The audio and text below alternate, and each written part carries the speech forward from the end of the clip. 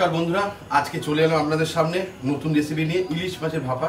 বৃষ্টির দিনে ইলিশ মাছ ভাপা করার জন্য কালো সর্ষে, সাদা সর্ষে, কাঁচা লঙ্কা তিনটে একসাথে বেটে নিতে হবে। তার সাথে টক দই আর আপনাদের লাগবে কাচ্চিখানি সর্ষের তেল। বন্ধুরা বেটে নেওয়া যাক সাদা সর্ষে, কালো সর্ষে, তার সাথে কাঁচা লঙ্কা।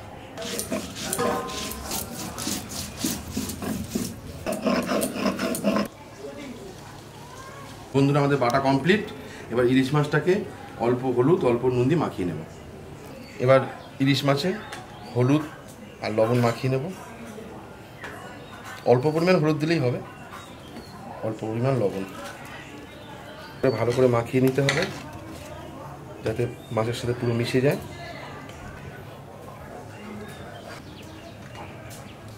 এবার সর্ষে বাটার সাথে দইটা মিশ্রণ করে নেব। পরিমাণ হলুদ, পরিমাণ মতো নুন, লঙ্কার গুঁড়ো, ধনের গুঁড়ো, এর মধ্যে দিয়ে দেবো অল্প পরিমাণ সর্ষের তেল।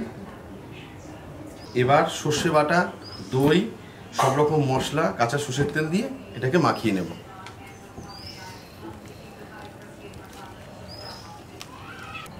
এটা যেন খুব পাতলাও না হয়, খুব গাঢ়ও না হয়, মোটামুটি মিডিয়াম রাখবেন যাতে মিশ্রণটা খুব সুন্দর হয়। বন্ধুরা হালকা করে ওর উপরে একটু তেল দিয়ে নেবেন মশলার উপর। বন্ধুরা এবার একটা টিফিন গুঁড়ো নিয়ে নিলাম, ওর মধ্যে 50% মশলাটা দিয়ে দেবো।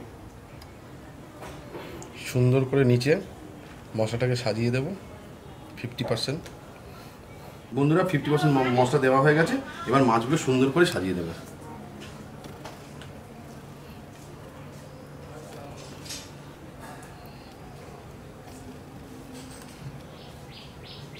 মাছগুলো আমাদের সাজানো হয়ে গেছে। এবার যেটুকু 50% মশলা আছে সেটা ওর উপরে সুন্দর করে সাজিয়ে দেবো। এর উপরে এবার কাঁচা সর্ষের তেল দিয়ে দেবো।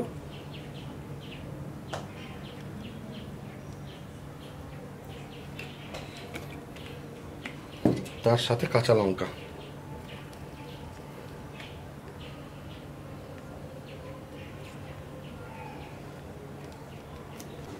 যে পরিমাণ ঝাল খাবেন সেই হিসাবে আপনারা লঙ্কা দিয়ে দেবেন।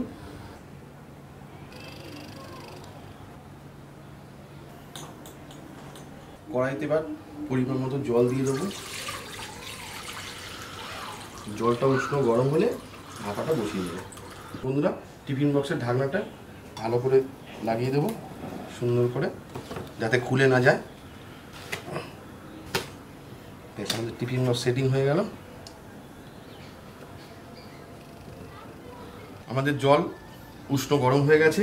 এবার টিফিন বক্সটা ঠিক মিডিল পজিশনে বসিয়ে দেব। এবার গ্যাসের আঁচটা মিডিয়াম করে দেবো। 20 থেকে 25 মিনিট হলে আমাদের ইলিশ ভাপা কমপ্লিট হয়ে যাবে। কড়াইয়ের উপরে এবার থালা দিয়ে চাপা দিয়ে দেবো।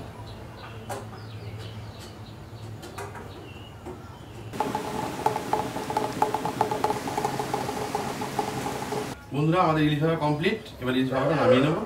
দেখতে থাকুন।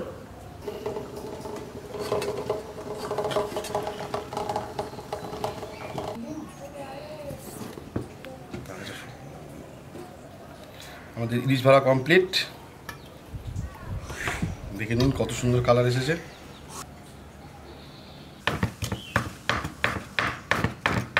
বন্ধুরা সবই কমপ্লিট হয়ে গেছে রান্না, কিন্তু একটু ধনেপাতা না দিলে ঠিক জমছে না। একটু হালকা করে ধনেপাতা দিয়ে দিলাম। আপনারা পারলেও দিয়ে দেবেন, তাহলে টেস্টটা আরও সুন্দর লাগবে। বন্ধুরা যদি রেসিপিটা বাড়িতে ট্রাই করেন, কেমন হয়েছে অবশ্যই কমেন্ট বক্সে জানাবেন। আর যদি ভিডিওটা আমার ভালো লেগে থাকে তাহলে লাইক, শেয়ার, সাবস্ক্রাইব করে দেবেন। বন্ধুরা পরের দিন আবার নতুন রেসিপি নিয়ে আসছি। তাহলে আজকে এখানে ভিডিওটা শেষ করলাম। আজকের জন্য টাটা।